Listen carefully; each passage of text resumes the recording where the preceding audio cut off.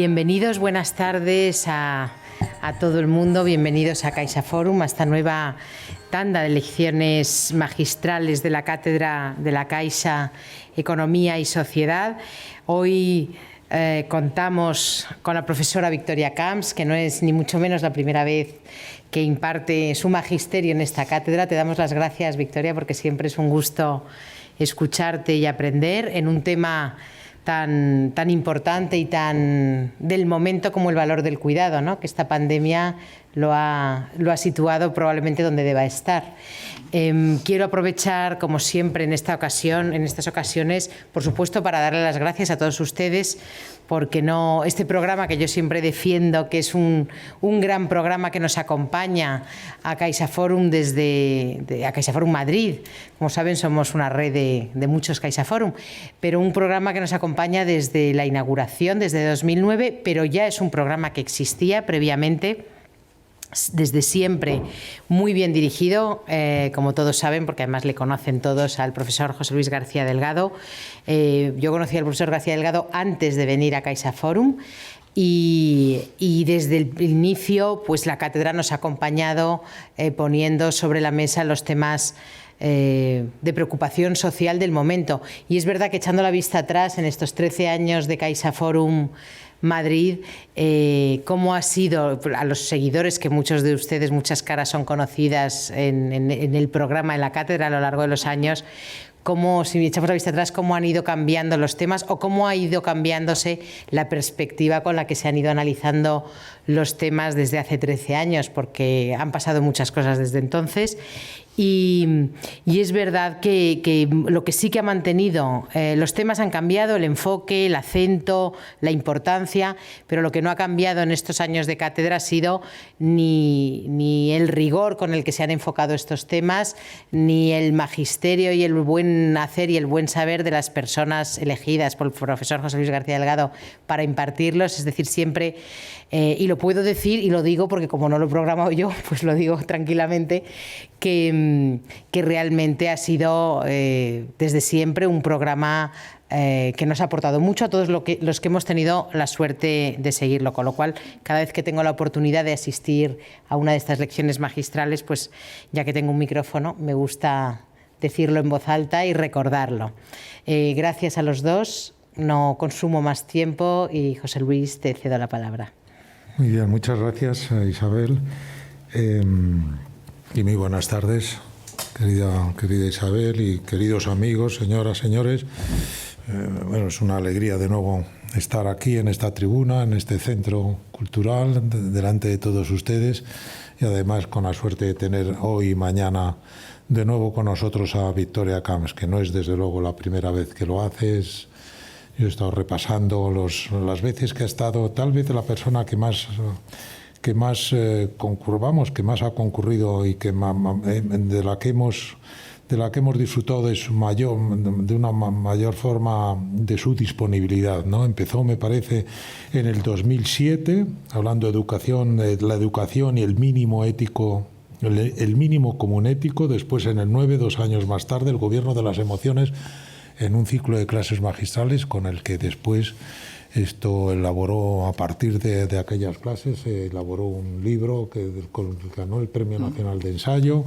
Más tarde, en un coloquio con Javier Gomá también, Valores para un tiempo de crisis, en el 13. En el 19, Elogio de la incredulidad, con un título tan sugerente, ¿no?, de convicciones y responsabilidades. Como ven, continuamente educación, valores, responsabilidades, convicciones, valores cívicos, ¿no?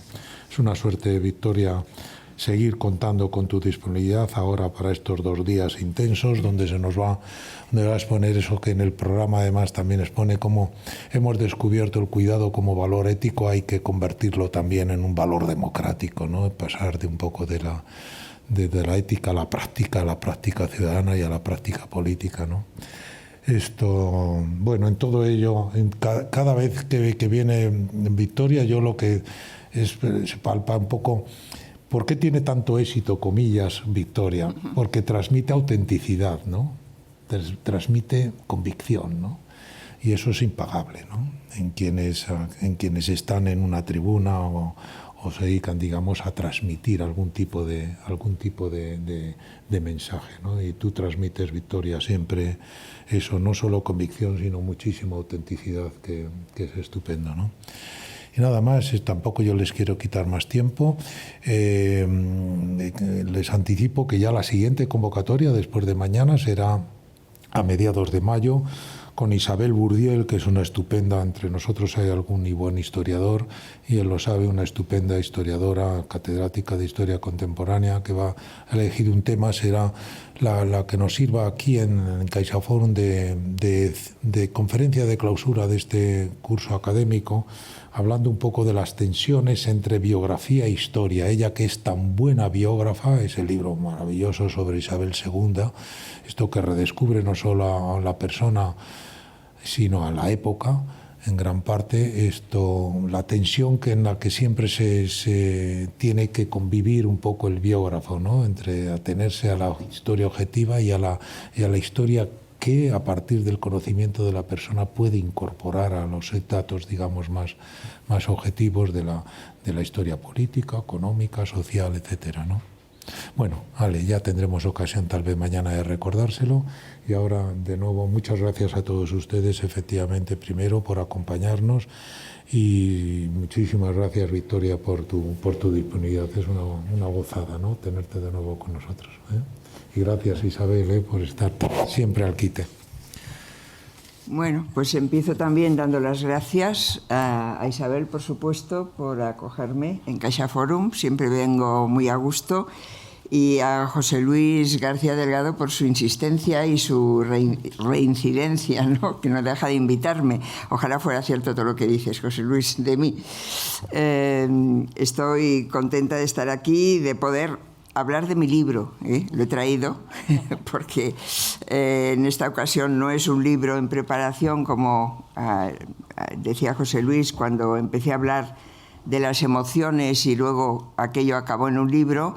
Este libro lo escribí porque la pandemia me dio tiempo para reflexionar sobre un tema que creo que es un tema fundamental hoy, y que además era muy a propósito para, en tiempos de pandemia, ver qué podíamos decir sobre los cuidados. Y es un tema que no acaba, es decir, que yo desde que publiqué el libro y que he empezado a hablar de él y dar charlas y presentarlo, pues se me han ocurrido más cosas, ¿no?, que podrían alargar todo lo que he dicho aquí, porque creo que es un tema incipiente, a pesar de todo. Bueno, yo quería empezar hablando del cuidado como algo que puede originar, ojalá lo haga, un cambio de paradigma, un cambio el subtítulo que le puse al libro es Tiempo de cuidados, otra forma de estar en el mundo. Es otra forma de ver las cosas, otra forma de relacionarnos nosotros entre unos y otros. Es una perspectiva nueva, ¿no? Y quiero empezar explicando por qué es una perspectiva nueva, y hacerlo a partir, que por eso he hecho una cosa que yo no suelo hacer, pero unas diapositivas para unos cuantos nombres, unas cuantas referencias que dan un poco cuál ha sido la historia teórica de esa valoración del cuidado, ¿no? Y luego también el por qué el cuidado, es de las dos cosas que voy a hablar hoy, porque el cuidado pienso que tendría que acabar convirtiéndose en un nuevo derecho universal, un nuevo derecho social del que derivan una serie de deberes también universales. El cuidado es un valor ignorado y invisible. Siempre ha habido gente cuidando a otras personas, siempre, a lo largo de la historia de la humanidad.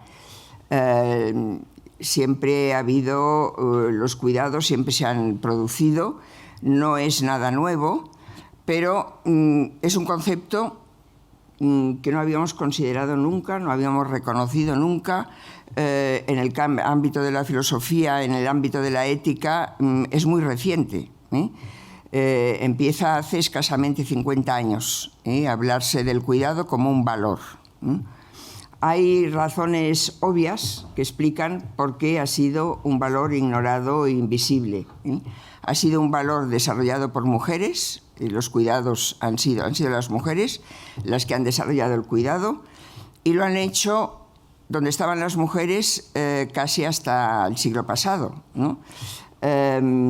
Y siguen estando bastante más presentes que los hombres todavía en el ámbito familiar.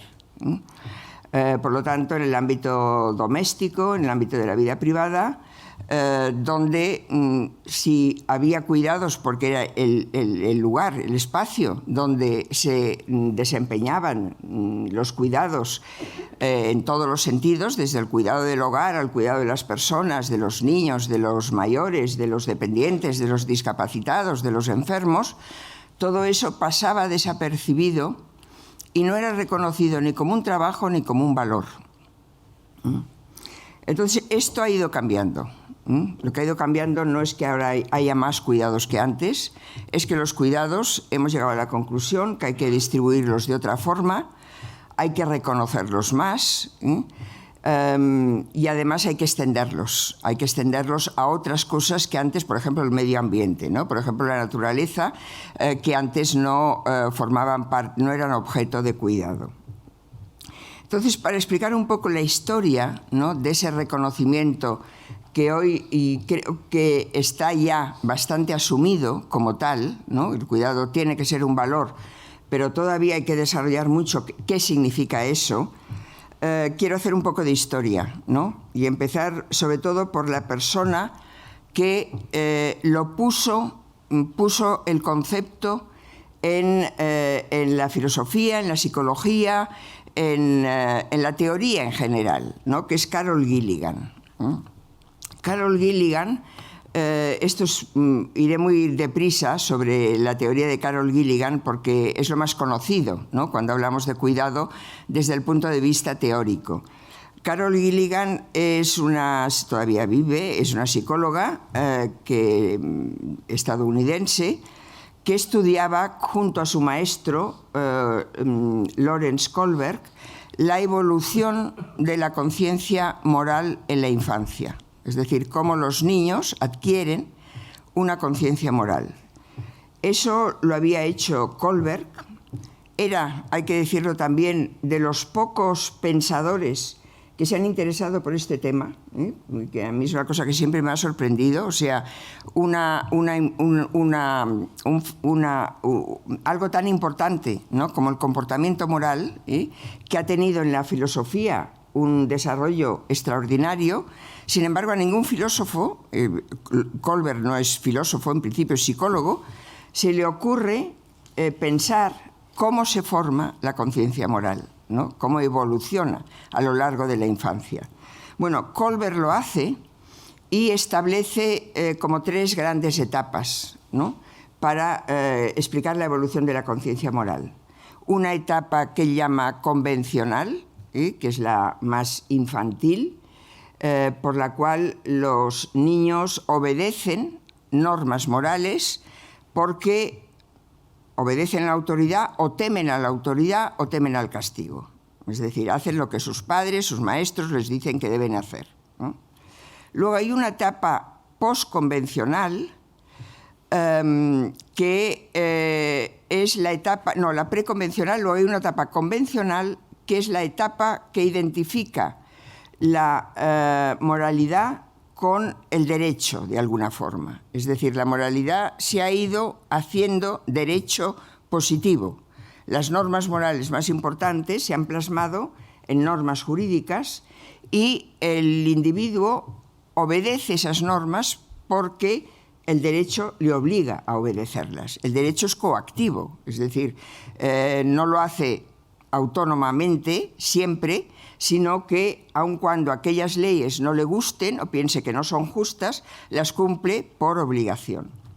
Y luego viene la etapa postconvencional, que es en la cual el individuo acepta la norma moral porque piensa que es lo que se debe hacer, piensa que es justa. Según Kohlberg, todos pasamos por esas 3 etapas, ¿no? Y además de una forma bastante temprana.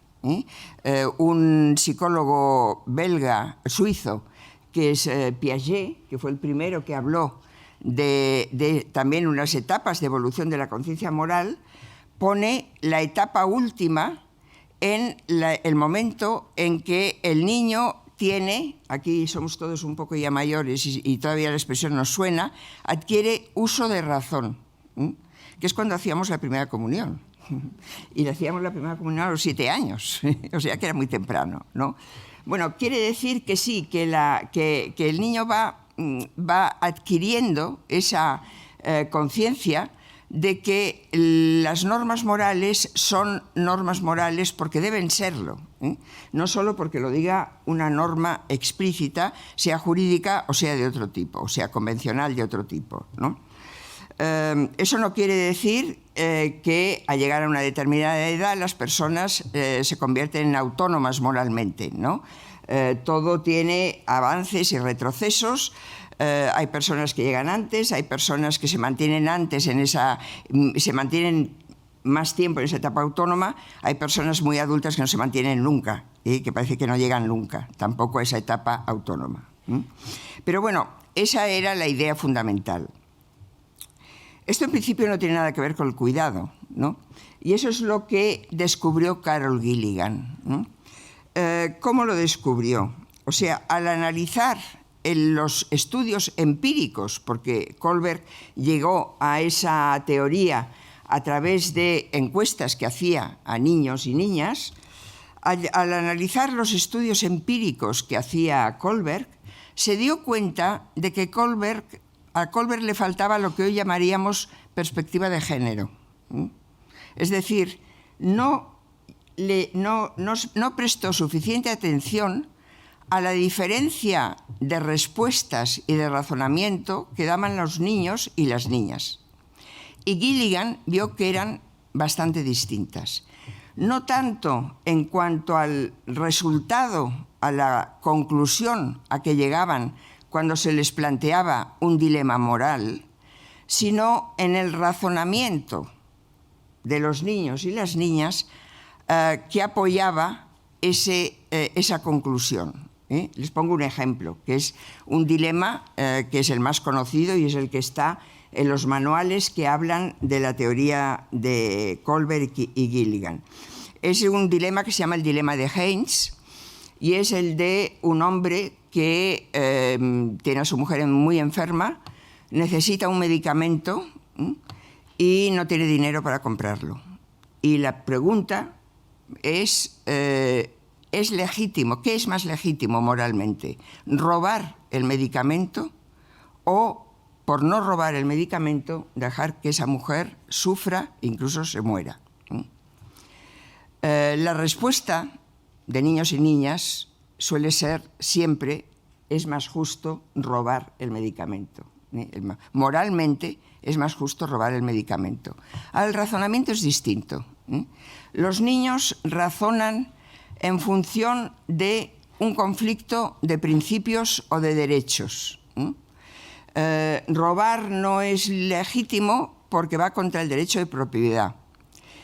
Pero abandonar a una mujer sin darle el medicamento que necesita es no protegerle la salud, no protegerle la vida. Por lo tanto, va contra el derecho a la vida, que es también otro derecho. Es un razonamiento bastante abstracto. Ahí hay conflicto de principios o de derechos o de deberes, ¿no? En cambio, las niñas razonan en función de lo que podríamos llamar hoy un sentimiento humanitario. No podemos abandonar a esa mujer y dejarla morir porque la conocemos, estamos cerca. El hombre es su marido, tiene una responsabilidad con respecto a ella y con respecto a su sufrimiento y a su enfermedad. Por lo tanto, ahí lo que funciona no es tanto el conflicto de razones, no es un conflicto, digamos, más racional, sino que es un problema, una cuestión más sentimental, ¿no? Ahí funcionan más los afectos, las emociones, la responsabilidad. Es otra manera de razonar, ¿no?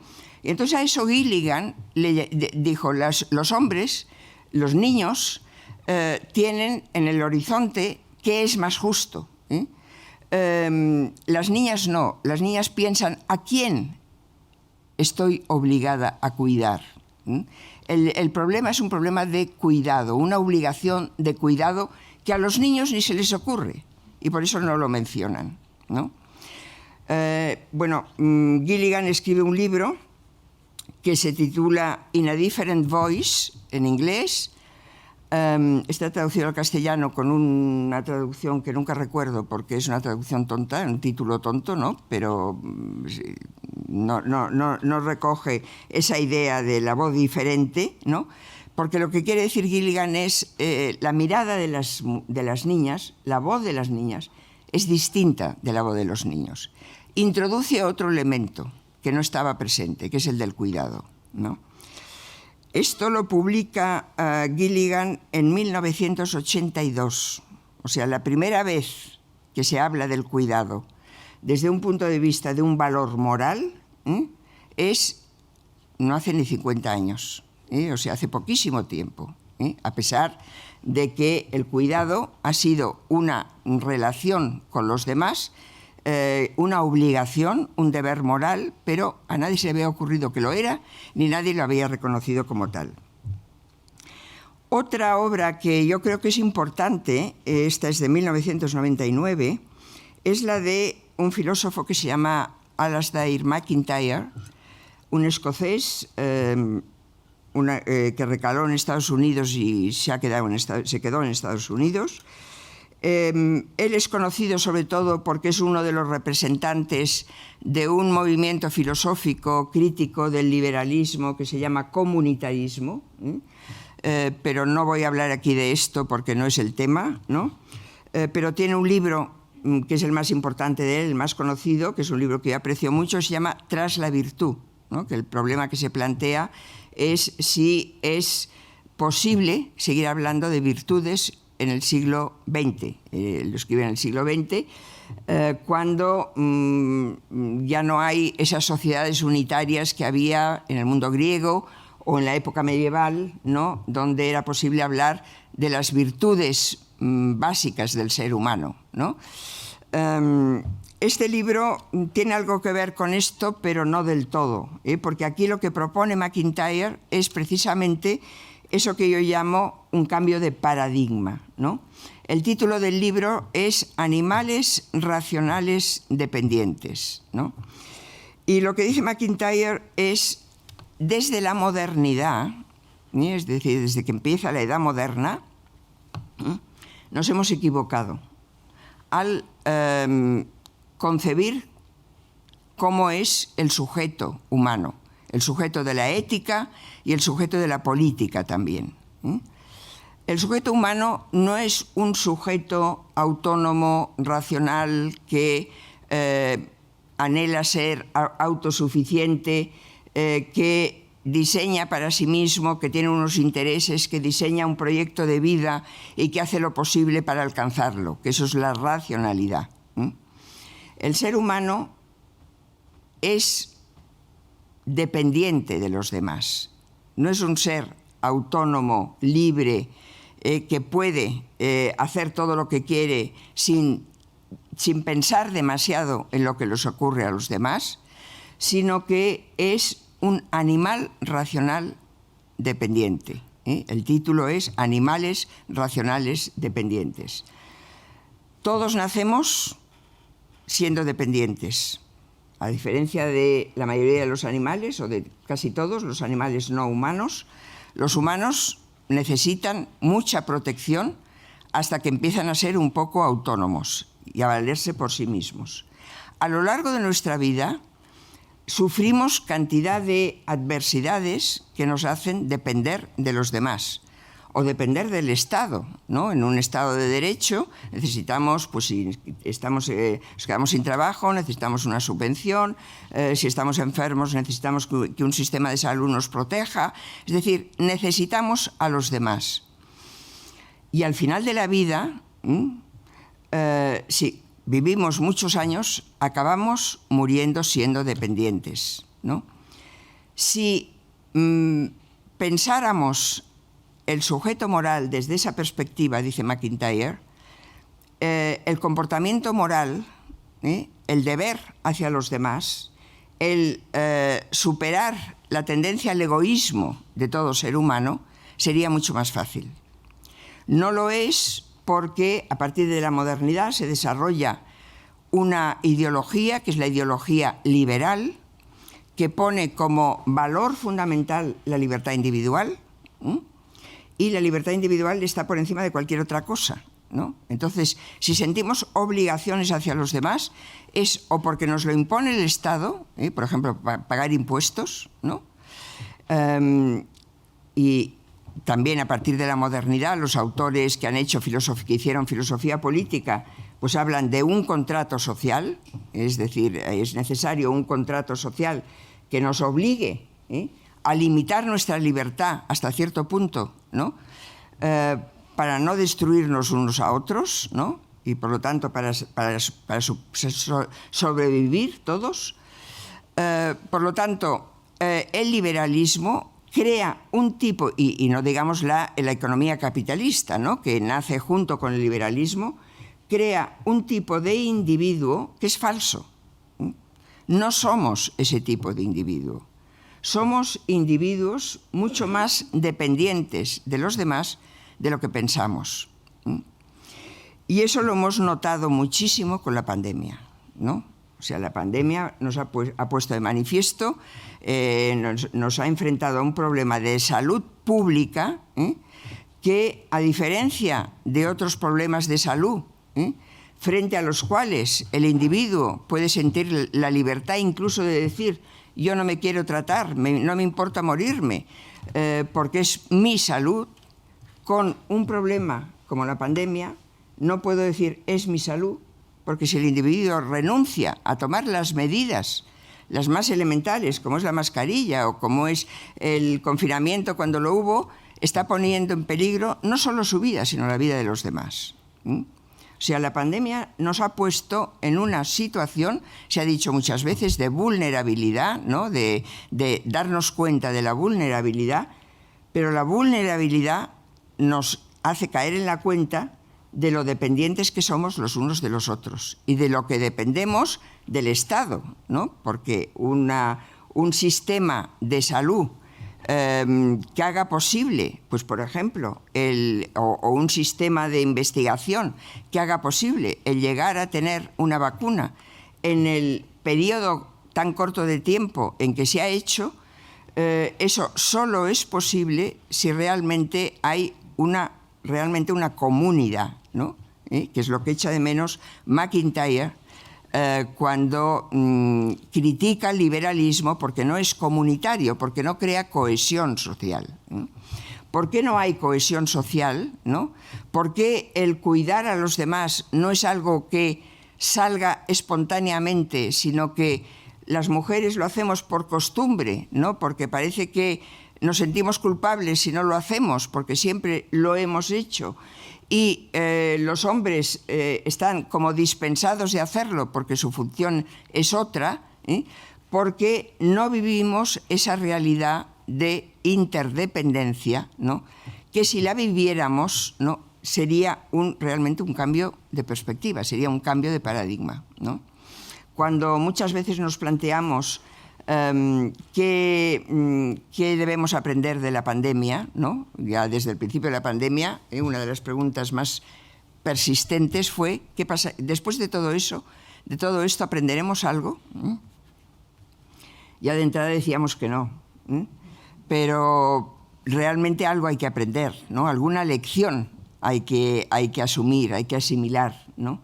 Y una de las lecciones que realmente hay que asimilar es esa, no solo de nuestra vulnerabilidad, sino de la consecuencia de la vulnerabilidad, que es una especie de modestia, ¿no?, una humildad, un sentirnos, saber que somos más dependientes los unos de los otros. Otra de las características que pone de relieve el reconocimiento del cuidado es rectificar el no reconocer el cuidado como un trabajo. El cuidado, mientras ha permanecido invisible, ignorado, ha sido un no trabajo. Cuidar no es trabajar. Las mujeres que antes decían que se dedicaban a sus labores, decían yo no trabajo. Y sus labores, pues a veces era mucho trabajo. Piensen en mujeres que tienen pues, hijos discapacitados, por ejemplo, ¿no? Pues realmente ahí hay una concentración en una adversidad, ¿no? Que no hay más remedio que asumir, que aceptar y que obliga a sacrificar muchas cosas, ¿no?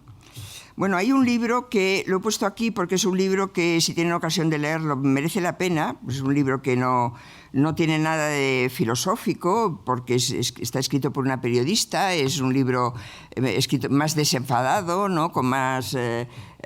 Escrito con ironía, con el mismo título ya lo dice, ¿no? Es Catherine Marshall, una sueca que vive en Londres y que escribió en 2016, publicó este libro, que fue casi un bestseller, con el título ¿Quién le hacía la cena a Adam Smith?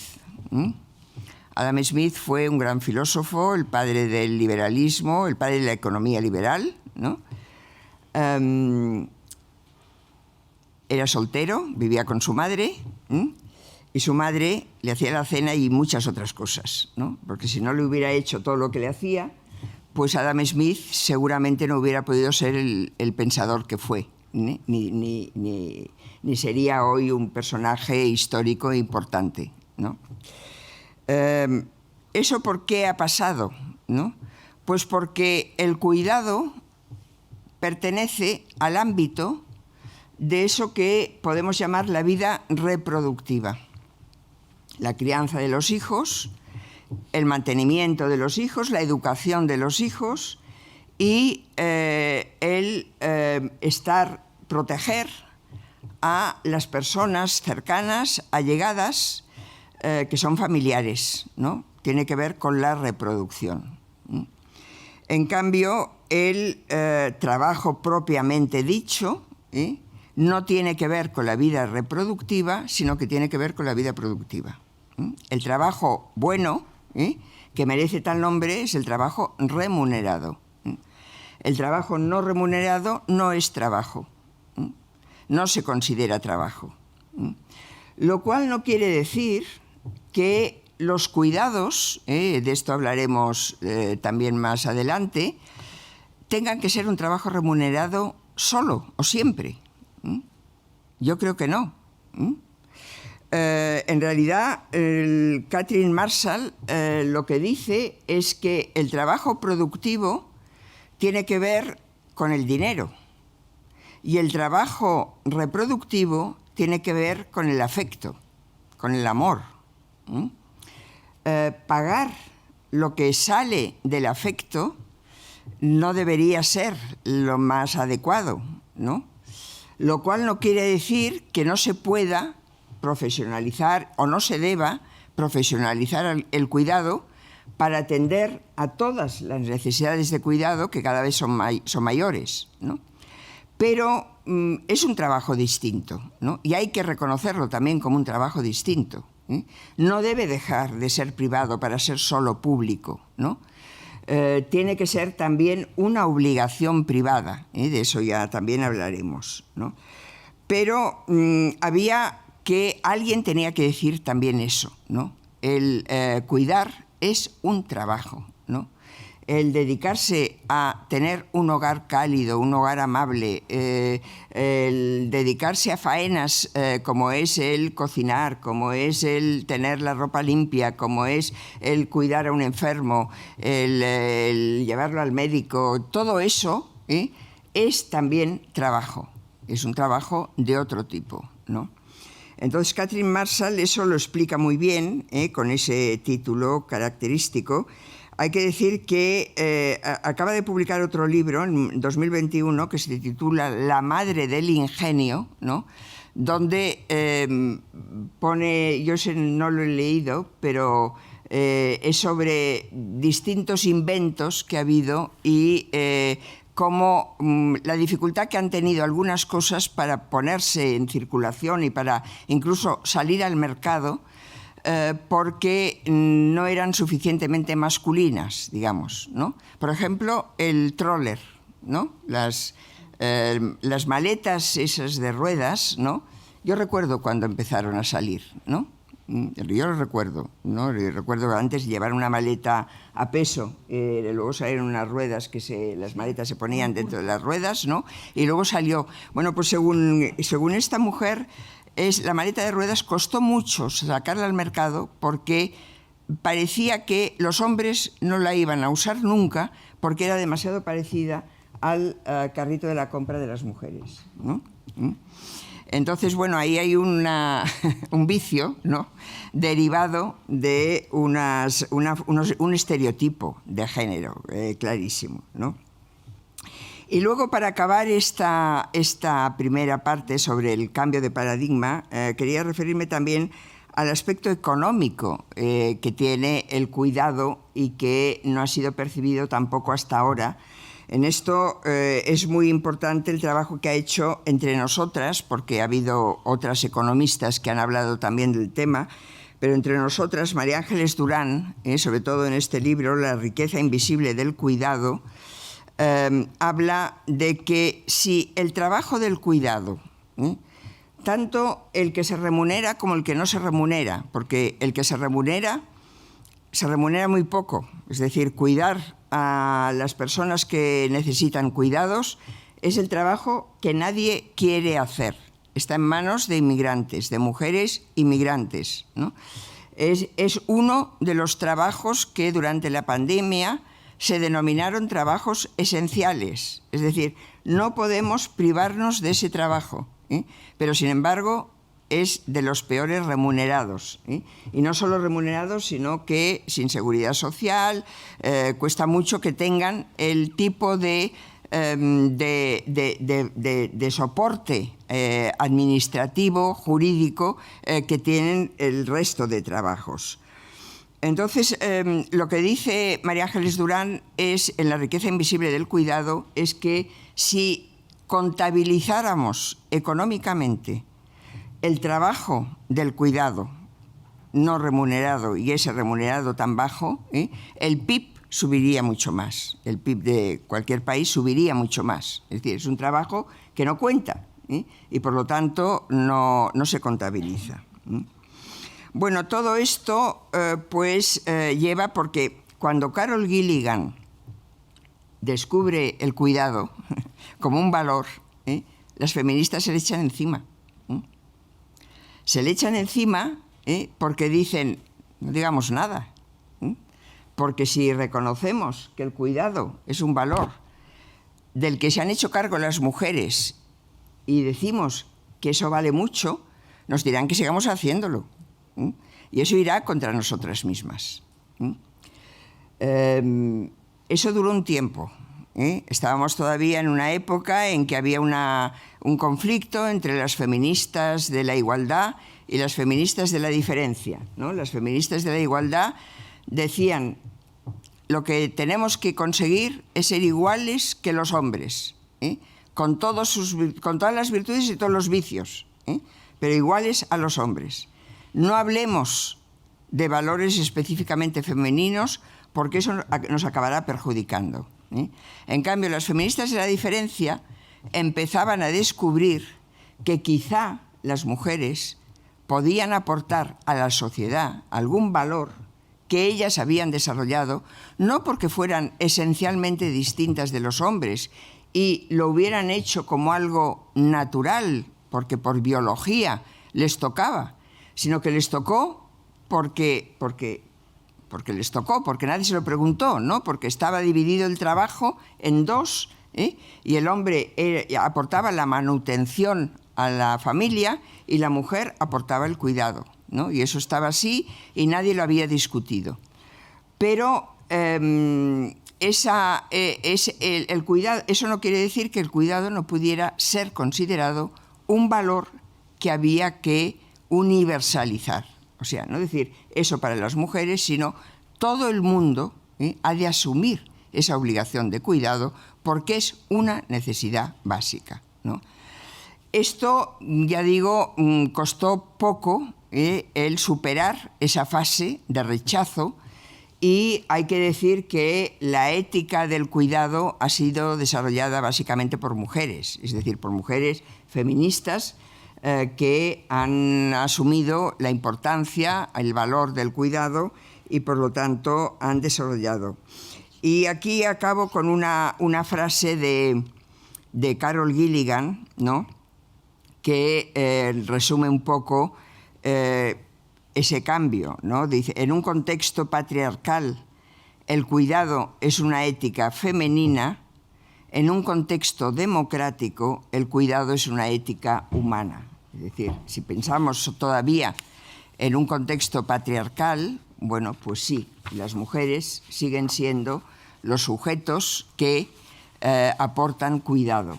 Pero si pensamos en un contexto democrático, ¿no?, como debería ser, la democracia debería ser, como dirá luego otra feminista, Joan Tronto, una democracia cuidadora, ¿no? Y el cuidado debería ser un atributo no solo del ámbito sanitario, sino de la democracia en general. Entonces, el cuidado es una parte fundamental de una ética humana. Bueno, llegados a este punto, yo creo que lo que hay que decir es llegar a una afirmación que yo creo que debería ser el principio que deriva de toda la reflexión sobre el cuidado. El cuidado debería ser un derecho social más. Todos tenemos derecho a ser cuidados y de ese derecho deriva un deber también universal, que es que todos tenemos el deber de cuidar. Ambos universales, ¿no? ¿Cómo se desarrolla? Es decir, ¿por qué hay que convertirlo en un derecho universal? En primer lugar, porque es verdad que no solo que se ha ignorado la realidad del cuidado, es que hoy se ha convertido en una necesidad básica, en una de las necesidades básicas que son las que han dado lugar a toda la lista de eso que llamamos derechos sociales, ¿no? El derecho a la educación, el derecho a la protección de la salud, el derecho al trabajo, el derecho a la vivienda, el derecho a la seguridad social. Todos los derechos sociales derivan del reconocimiento de unas necesidades de las que no podemos prescindir, ¿no? No debemos ya prescindir, ¿eh? Son los mínimos que debe tener la condición humana para tener una vida digna. Entonces, el cuidado ha devenido una necesidad básica. Y eso sí que ha ocurrido en los últimos años. O en el último siglo, si quieren. No solo en los últimos años, en el último siglo. ¿Por qué?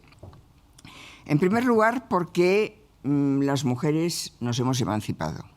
Ha habido una emancipación femenina a lo largo del siglo XX, que ha sido, yo creo, la revolución más importante del siglo XX. Yo al siglo XX le he llamado el siglo de las mujeres, porque creo que lo más importante que ha ocurrido, en positivo, ha sido la revolución de la mujer.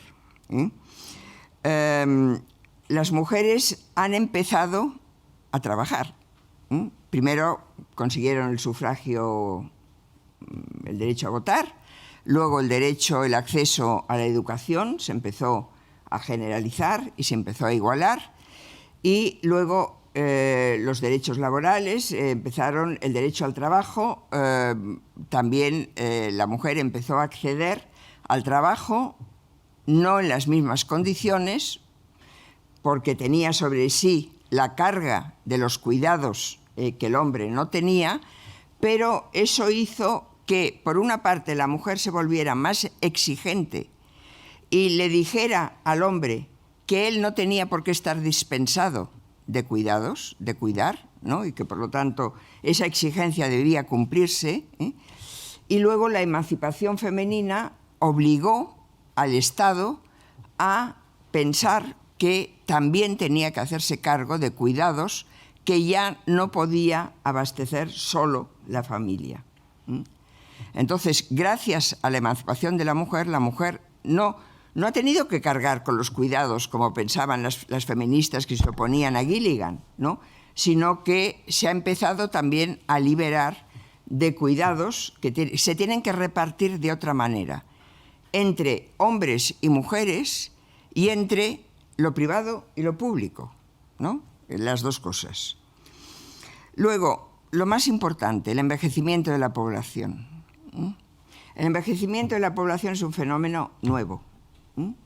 Es un fenómeno nuevo porque ya mi generación, yo creo que mi generación, yo soy muy mayor, no digo la edad que tengo, pero soy muy mayor, es la primera generación que es centenaria, y que el ser centenario se ha convertido ya en algo normal, ya no es excepcional, ¿no?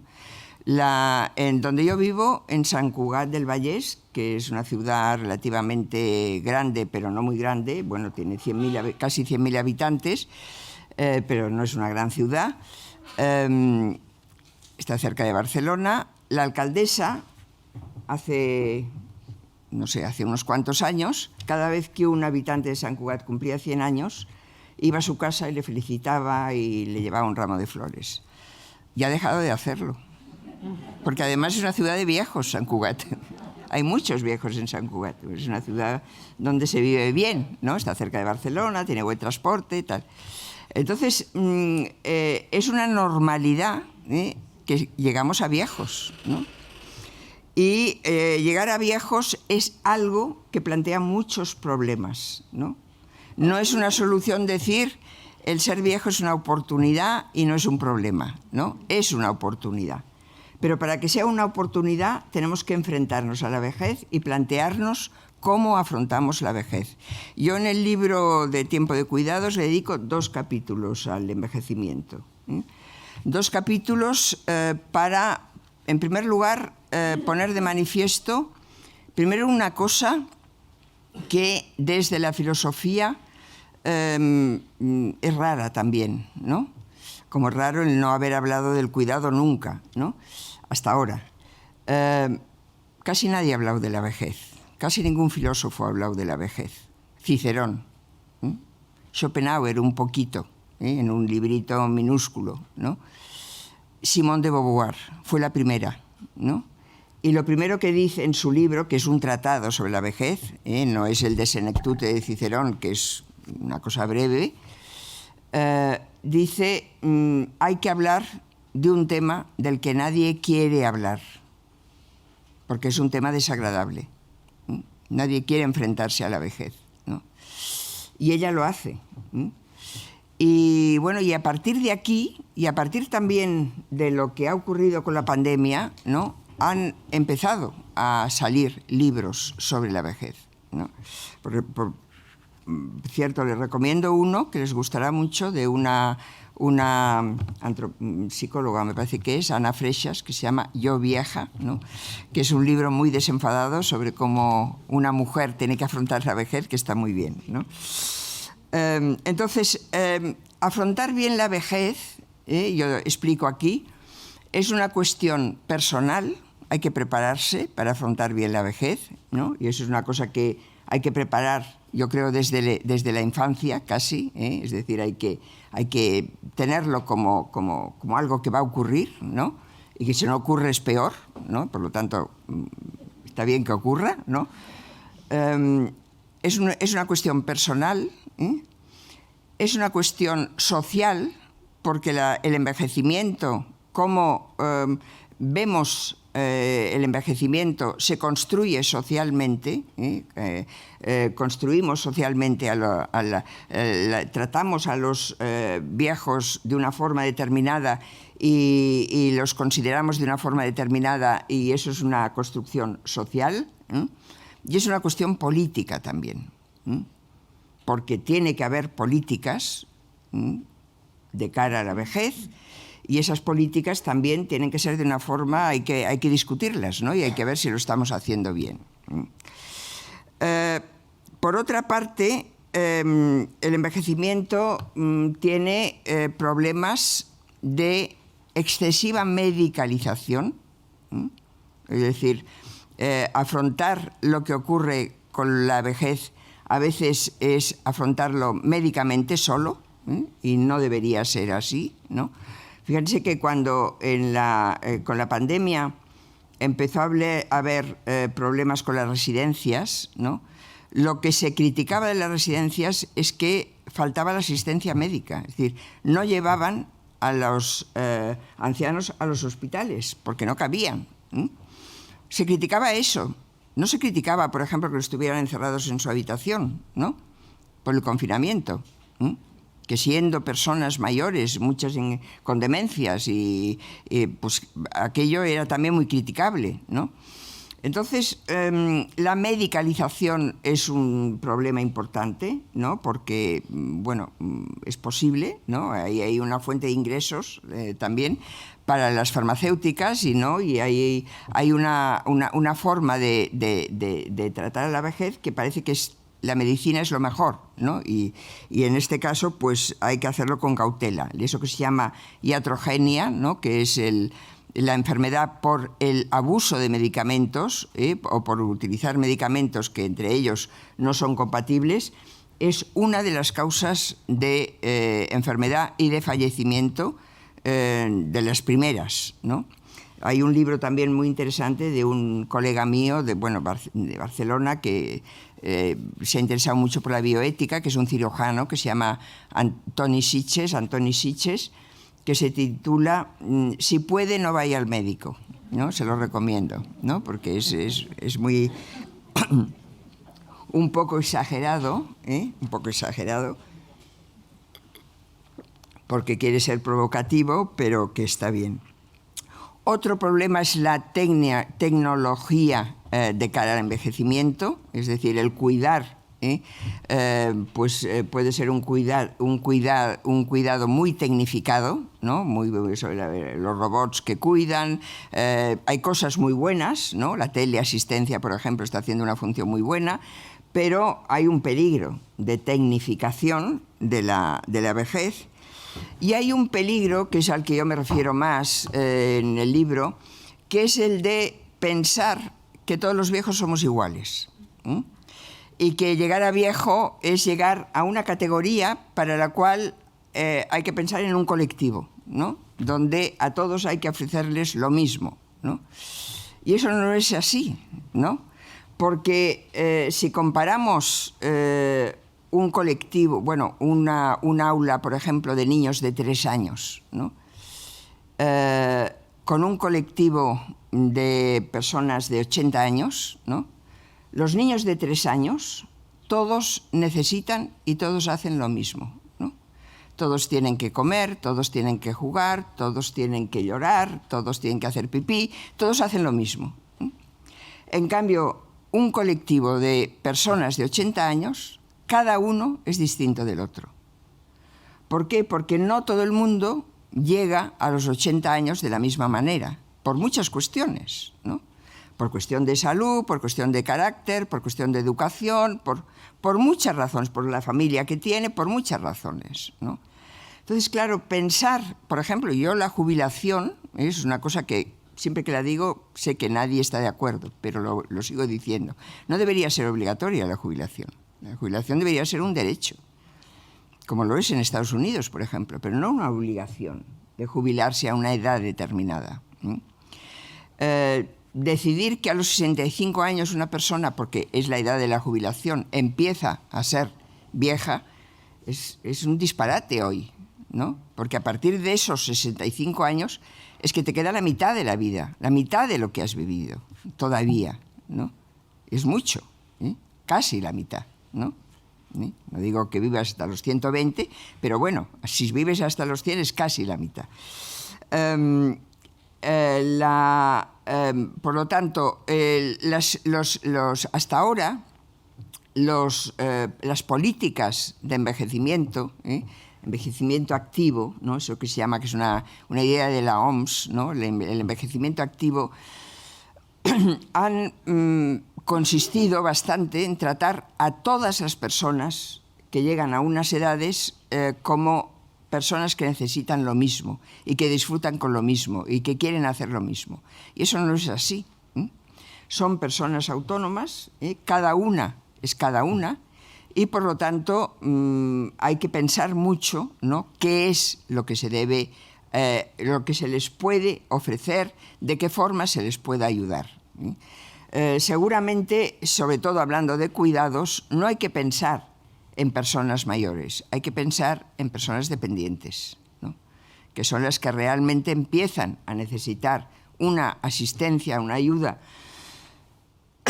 una protección especial y, por lo tanto, necesitan los cuidados. Pero todo eso está en un totum revolutum que todavía no se ha analizado, no se ha trabajado, no se ha debatido, no se ha convertido en las políticas adecuadas. Y luego, otra cuestión importante, que esto sí que se está empezando a plantear desde la pandemia, es que entre el curar y el cuidar tiene que haber un continuo. No son dos cosas radicalmente distintas. ¿Por qué? Porque estamos en una época en que muchos enfermos mayores son enfermos crónicos, que ya no tienen curación, pero necesitan muchos cuidados, aunque no sean dependientes, ¿no?, pero necesitan cuidados especiales, ¿no?, o la necesidad de cuidados paliativos, ¿no?, que es algo que no es curar, ya no hay curación posible, pero es una cierta medicalización, ¿no? Entonces, ese continuo es necesario plantearlo. Sobre esto hay un tema importante, estoy en la otra diapositiva y no me había dado cuenta, hay un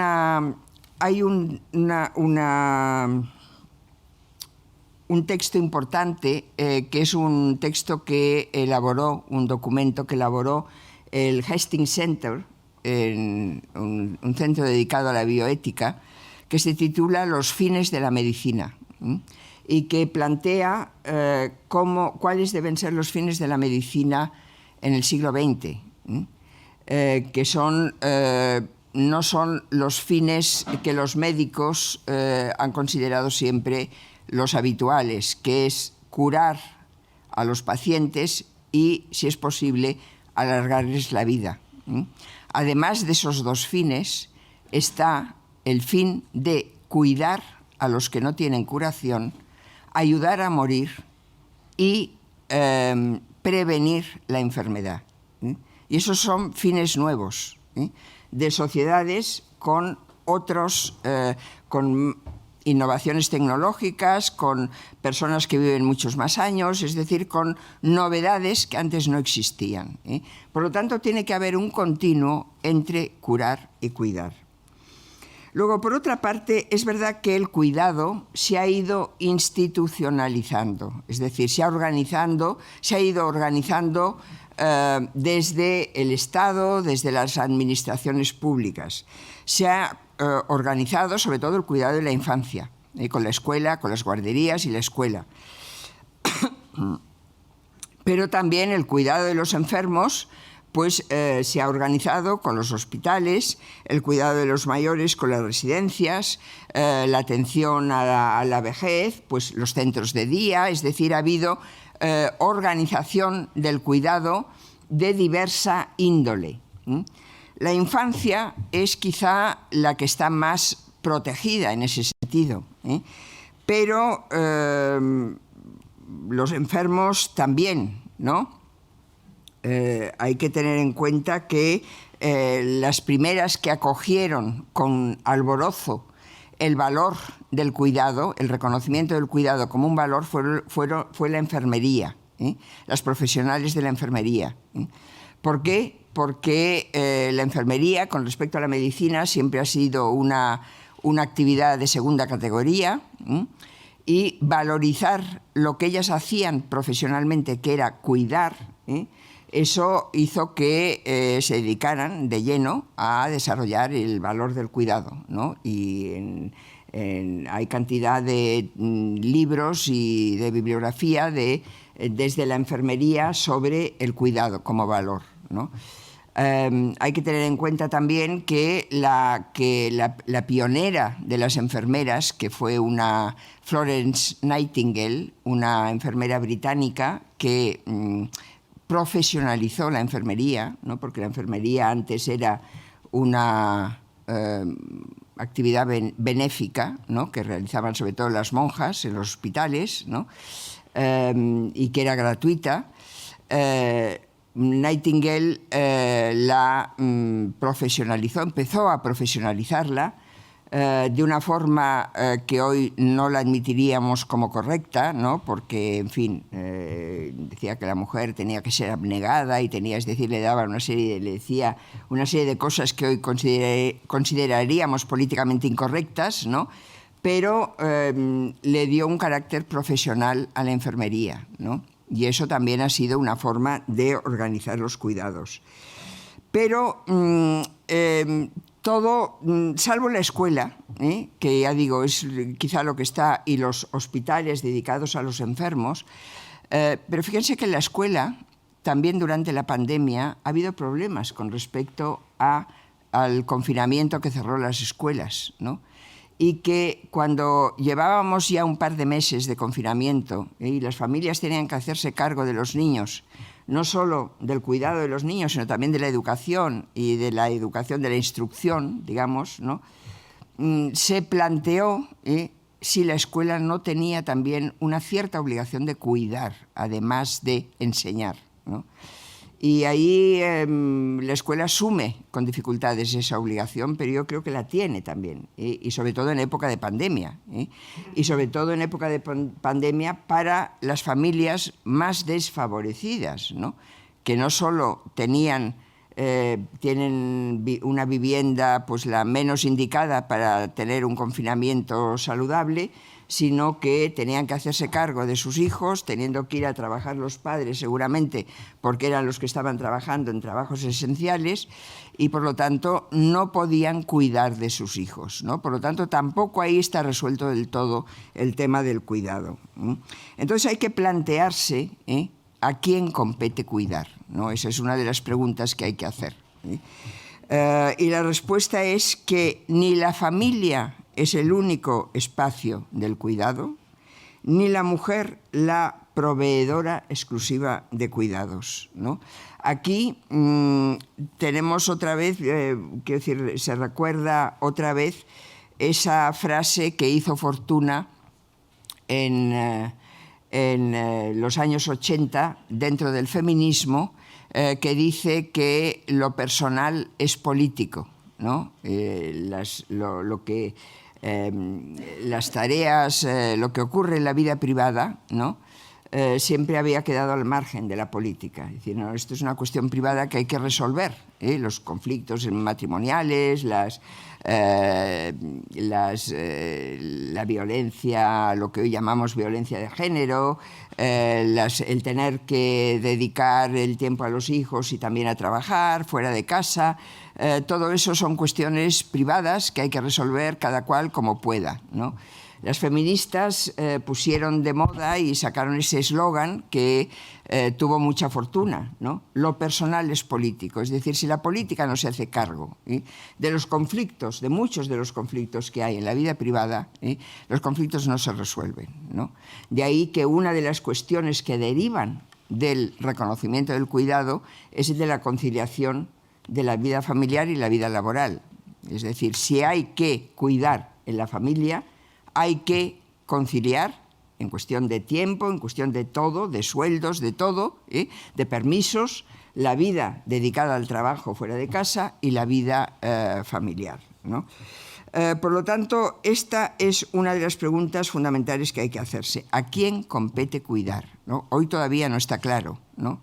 Hoy todavía, por inercia, la primera, que cuando hay un niño enfermo que deja de ir al trabajo es la mujer, ¿no? Por lo tanto, a quién compete cuidar tiene una respuesta todavía que parece que no se cuestiona, aunque es verdad que hay una distribución familiar del cuidado mayor que antes, y es verdad que empieza a haber un cierto apoyo público a las necesidades del cuidado. Hay que tener en cuenta que las personas cuando una pareja acaba de cuidar a sus hijos, tiene que empezar a cuidar a sus padres, ¿no? porque por el envejecimiento de la población, ¿no? Por lo tanto, no se acaba de cuidar, ¿no? Y eso cuando todo es muy corriente, muy normal y no hay casos especialmente graves, ¿no? Entonces, hay que desenmascarar también, esta es una idea de una psicóloga y de una filósofa feminista muy conocida, Carol Pateman. Hay que desenmascarar lo que ella llamó el contrato sexual, ¿eh? Un contrato que nunca ha sido explícito, pero que implícitamente siempre ha habido ese contrato, ¿eh? Esa división de labores entre lo que hace la mujer y lo que hace el hombre, ¿eh? No debe haber esa división de labores, ¿no? Todos y todas servimos para todo y para todo, ¿eh? Y por lo tanto hay que repartir aquello que cuesta más, ¿no? La carga, ¿eh? Lo que es más gravoso, ¿eh? Tiene que distribuirse de una forma equitativa y justa. Y para que pueda distribuirse de una forma equitativa y justa, hace falta el apoyo del Estado, ¿no? Porque si cuidar es un derecho que tienen todas las personas, ¿no? Hay un deber, pero ese deber no es exclusivo de los que están más cerca de las personas que necesitan cuidado, sino que también tiene el Estado que procurar que esas personas se puedan dedicar al cuidado, ¿sí? Y que se puedan cuidar de la forma que sea, bien por un permiso laboral, bien por lo que sea, ¿no? Pero que facilitar la forma de ocuparse. Esto lo ha desarrollado muy bien Joan Tronto, y voy acabando, Joan Tronto en un libro que se titula Caring Democracy. Joan Tronto fue enfermera durante muchos años, luego se dedicó a la política y a la filosofía, al pensamiento político, es politóloga, y fue la que aportó más a esa idea de que los cuidados no deben estar solo en el ámbito sanitario, sino que es la democracia, y las instituciones democráticas, las administraciones públicas, las políticas públicas, las que deben también hacerse cargo del cuidado, y ya digo, y no solo por lo que hace al ámbito estrictamente sanitario. Y lo dice en esta cita de una forma muy clara.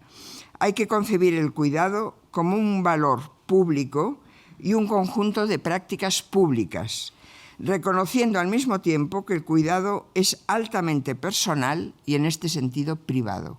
O sea, el hecho de que existan profesionales del cuidado no quiere decir que no haya una obligación también personal, ¿no? Por eso, digo yo, en el título, es un derecho, pero normalmente cuando hablamos de derechos decimos, y sobre todo de los derechos sociales, el Estado tiene que intervenir para garantizar ese derecho. Es verdad que es una obligación del Estado garantizar ese derecho, pero también es una obligación de los individuos, es una obligación particular, es un deber particular.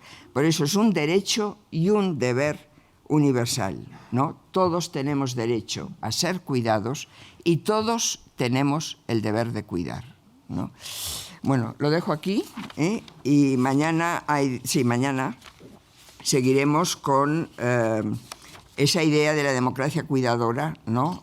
Cómo se desarrolla en la obra de Tronto y en otras teóricas. Muchas gracias.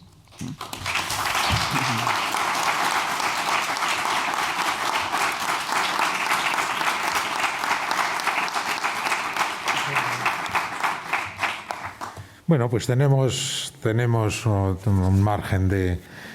solemos no terminar más tarde de las 8:30, entonces tenemos margen para, bueno, prácticamente 20 minutos para aquellos de ustedes que quieran intervenir.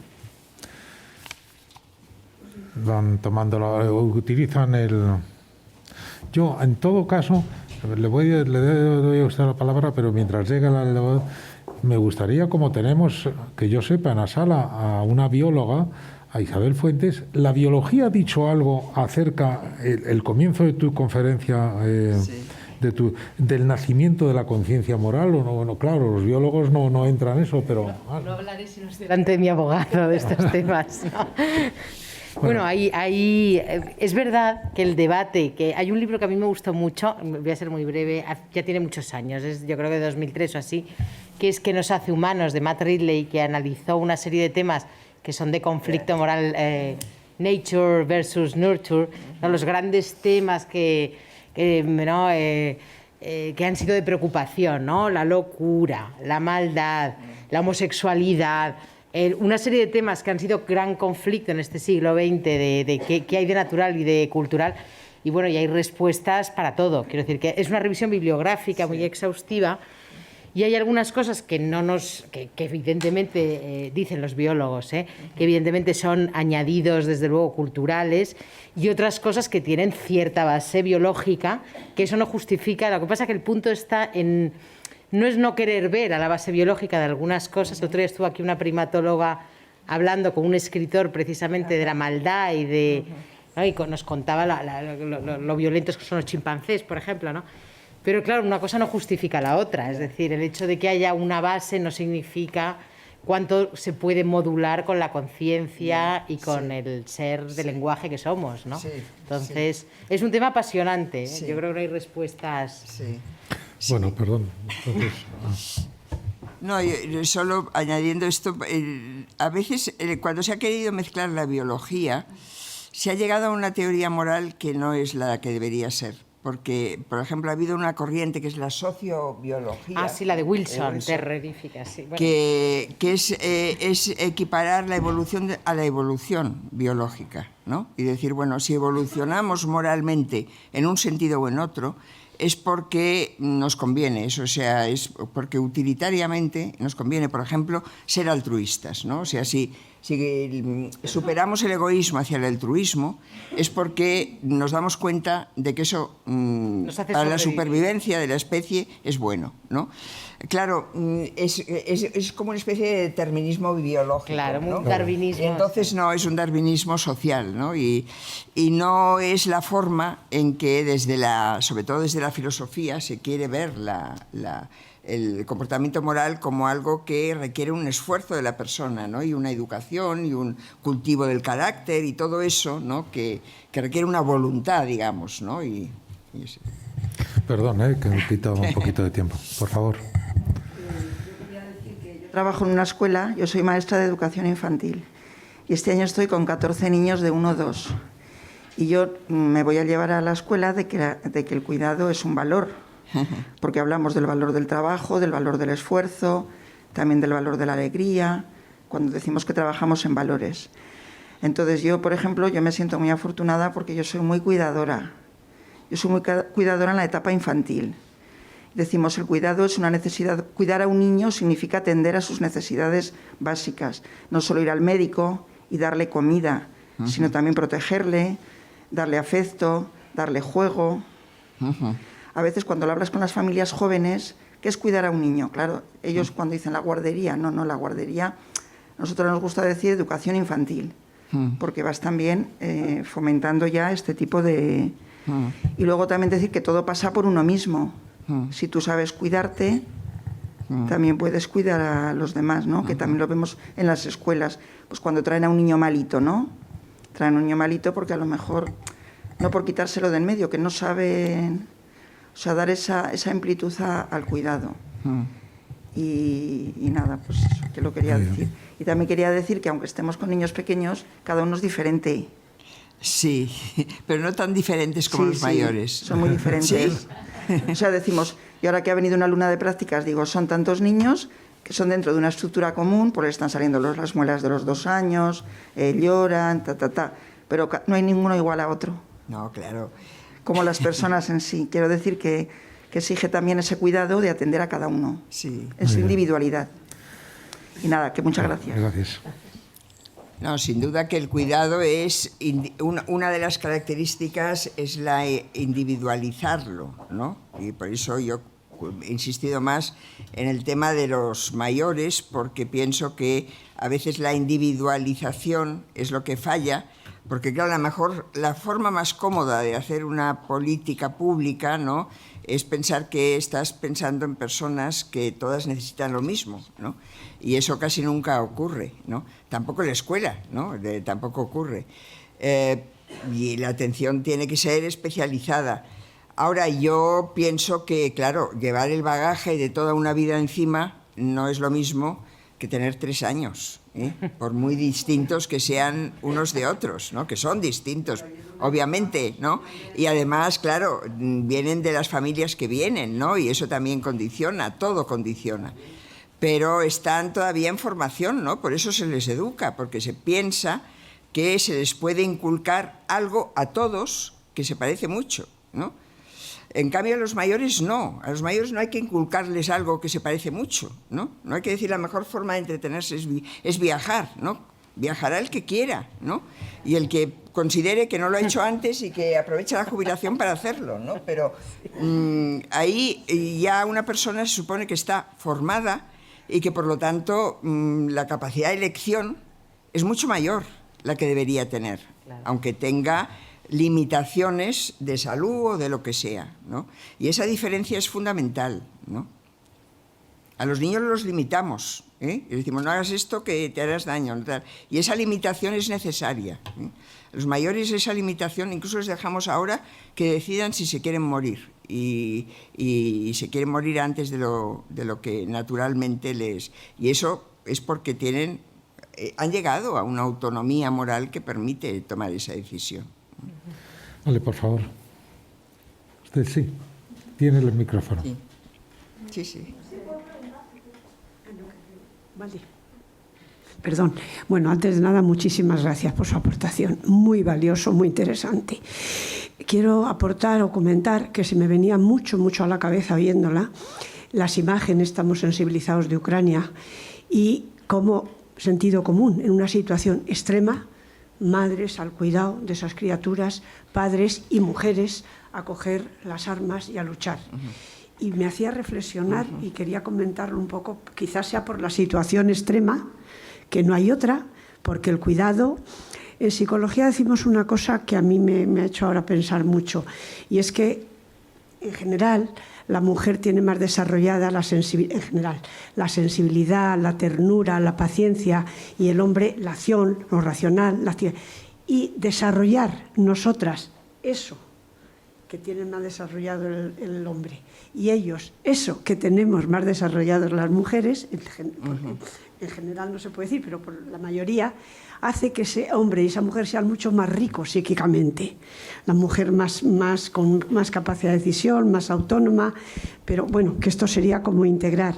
Pero que yo pensaba ahora, se me venían las imágenes de Ucrania. No, estoy de acuerdo. Lo primero, se reproduce esa división del trabajo porque hay guerra, porque lo malo es la guerra, ¿no?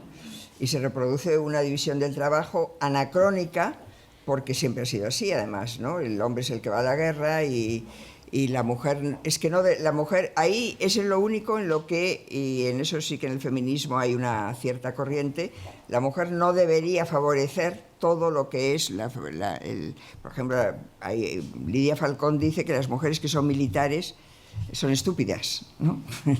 Porque no deberían favorecer... Yo creo que es una exageración, ¿no? Pero, de todas formas, la división, la situación de guerra es una situación que no deberíamos aceptar, no entra dentro del mundo de lo éticamente aceptable, como situación, ¿no? Entonces, como es una anomalía todo, ¿no? Decir que, bueno, en la guerra ocurre eso porque tiene que ser así, no, es que lo que no tiene que ser así es la guerra, ¿no? Y ahí se reproduce, obviamente. Unos cuidan a quienes necesitan protección, unas cuidan, que son las mujeres, y porque tienen esa necesidad de cuidar no van a la guerra, que hoy también irían a la guerra, ¿no? Si no tuvieran que cuidar a nadie. Y los hombres se les obliga a ir a la guerra, ¿no? No estoy de acuerdo con lo otro, en absoluto.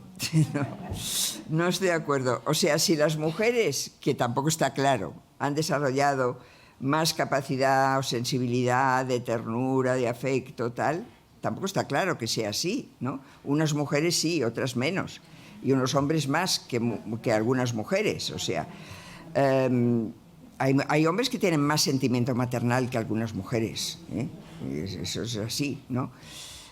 Si ha sido así, ha sido porque han heredado esa cultura, ¿no?, que les ha llevado a desarrollar una manera de ser. No porque biológicamente tenga que ser así, ¿no? Y eso es lo que hay que decir, y contra eso hay que luchar, ¿no? Tan capaz de cuidar a una persona con Alzheimer es un hombre como una mujer, igualmente capaz.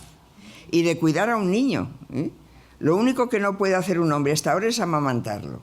Hasta ahora, ¿no? Ya lo veremos, ¿no? Puede dar biberones. Pero puede dar biberón. Lo puede hacer casi todo, ¿no? Y lo puede hacer igual de bien, Entonces, no lo ha hecho porque no lo ha hecho porque no lo ha hecho. O sea, es una obviedad, ¿no? Y por eso no ha adquirido esa capacidad. Pero no es justo, no es equitativo, porque ya hay que tener en cuenta que son actividades, la del trabajar en un trabajo remunerado y productivo, y la del trabajo, que yo no sé desde el punto de vista de la economía se puede decir que es un trabajo productivo, también el de cuidar, ¿no? Quizás sí, ¿no? Pero se ha categorizado de otra forma. Entonces, el trabajar en cuidados son dos trabajos que pueden hacer igualmente hombres o mujeres, ¿no? Basta que se adiestren para hacerlo y no hay otra forma más que haciéndolo, ¿no? Por lo tanto, eso es lo que hay que corregir, ¿no? Y ahí tenemos que ser muy beligerantes, ¿no? Aquí hay que decir que debe ser así. Por favor. Ha sido un placer escucharla y le quería preguntar acerca de lo que ha comentado sobre el trabajo remunerado y que no todos los cuidados deberían ser remunerados, más que nada porque en una sociedad liberalista, capitalista, donde el valor está en tu producción, en tu trabajo remunerado, ¿cómo socialmente damos valor a ese trabajo de cuidados que no está remunerado o está peor remunerado? Sí, esta es una pregunta muy difícil de responder, porque esto a lo mejor José Luis, que es economista, lo podría contestar mejor que yo. Hay una economista ahora que está muy de moda que se llama Marina Mazzucato, que tiene un libro sobre el valor que damos a las cosas, ¿no? Explicando cómo hemos ido dando valor a las cosas desde el punto de vista económico, y cómo podíamos haber hecho otra cosa completamente distinta, ¿no? Podíamos haber valorado cosas completamente distintas. Una convención, ¿no? claro. Porque, bueno, ha sido el valor, además, hoy vinculamos mucho la palabra valor a la ética, pero en filosofía casi nunca se ha utilizado la palabra valor. Es un concepto económico, valor, ¿no? Y el desarrollo que ha tenido ha sido muy economicista, muy marcado por el dinero, ¿no? El valor del dinero. Entonces, claro, reconocer el cuidado y dar valor al cuidado significa, primero, convertirlo en un trabajo más digno de lo que es, ¿no? Y eso pasa por una remuneración pues distinta, mayor, ¿no? Equiparable, pero también por un reconocimiento de todas las prestaciones que ofrece la sociedad, que no las reciben las personas que se dedican a estas cosas porque se considera que casi no trabajan, ¿no? Todas esas huelgas que hay ahora de las Kellys y tal, pues son esto, ¿no? O sea, no tienen seguridad social, no tienen derecho al paro, no tienen vacaciones, en fin, no tienen las mismas condiciones que tienen los trabajadores de otros trabajos, ¿no? Yo creo que habría que empezar por ahí, a reconocer el valor del cuidado. Y habría que haber... Y voy a poner un ejemplo, porque eso... Es que hay muchas formas de reconocer el valor del cuidado, ¿eh? Eso es una anécdota que explica una feminista que se llama Anne-Marie Slaughter, que creo que fue jefe de gabinete de Hillary Clinton cuando era secretaria de Estado.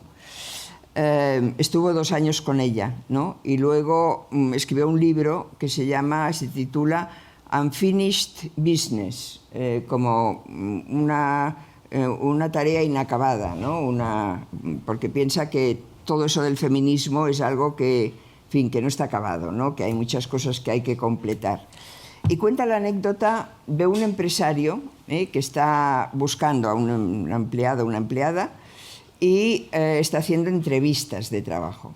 Y llega una empleada, una candidata, y le presenta el currículum y el empleador dice, en este currículum resulta que hay 2 años en que usted no ha hecho nada. ¿Qué ha pasado? Y le dice, es que tuve que hacerme cargo de mi madre, que estaba muy enferma. Y le dice el empleador, una rara avis, ¿y esto por qué no lo pone en el currículum? Porque a mí, como empleador, esto también me interesa. Y me interesa casi más que todo lo otro, ¿no? Porque lo otro se parece mucho al perfil de todos los que han pasado por aquí. Pero que una persona deje de trabajar 2 años para cuidar de su madre, eso a mí me interesa, ¿no? Entonces, ¿qué quiere decir me interesa, ¿no? ¿Y quién dice eso, ¿no? En el mundo de la empresa o en el mundo de donde sea, ¿no? Nadie, ¿no? Es una anécdota rara, ¿no? Pero es una forma de reconocer el cuidado, ¿no? Ha dejado de trabajar, como tú nos decías, con compensación dineraria, pero ha seguido trabajando. ¿Y sí. cómo? Y con horarios a lo mejor mucho más amplios que si estuviera en una oficina o en una fábrica, ¿no? ¿No? Gloria Pollatos, que es una magistrada, ¿la conoces a Gloria Pollatos? Es una magistrada que trabaja mucho por la justicia con perspectiva de género, pero una de las cosas que sostiene es que este tiempo de cuidado a otras personas no solo no debería penalizar en la carrera judicial, sino que son unos atributos muy deseables para los jueces. Claro. Entonces, de hecho, el otro día que hubo un acto en el Congreso de los Diputados decía, señores legisladores, tomen en cuenta, bueno, hay que articularlo de alguna manera. Todo lo que hace es el tiempo de vida, lo que se llama el tiempo de vida, que no es el tiempo de trabajo, ¿no? ¿Cómo se llena? Pero decía que específicamente para tomar decisiones sobre las vidas de las personas a la hora de decidir que es algo que tendría que ser positivamente incluso, incluido. qué sé yo, ahora digo una barbaridad, ¿no? Pero en unas oposiciones, no sé, a juez, ¿no? Por ejemplo. O sea que a lo máximo que se ha llegado es a decir, bueno, vamos a dar un permiso a esta persona, rebajándole el sueldo, por supuesto, ¿no? Y manteniéndole el puesto de trabajo, como mucho, En pocos casos, pero en algunos casos eso ya se hace, ¿no? Las empresas hoy tienen unos planes de igualdad que empiezan a hacer estas cosas. Pero claro, se está muy lejos de reconocer el cuidado como realmente algo que merece la pena tener en cuenta para valorar a la persona. Y que genera valor social, claro. Y que da un valor para la comunidad. Da un valor a la comunidad, porque claro, muchas veces hemos dicho, ante las crisis económicas, por ejemplo, cuando sube el paro, etcétera, decir, bueno, es que claro, aquí tenemos un colchón que es la familia, ¿no? Que es la que hace que la crisis no sea tan grave. Bueno, pues ese colchón que es la familia es gente, ¿no? Que cuida de los demás. Claro. Claro. ¿Alguna otra intervención por parte de ustedes? Bueno, estamos en el límite. ¿Algo más? No. Estamos, en todo caso, se puede retomar alguna cuestión que haya quedado un poco flotando, la podemos recuperar mañana. Sí. Muchísimas gracias a todos ustedes, muchísimas gracias, Victoria. Ha sido una de verdad clase magistral, ¿eh? Muchas gracias.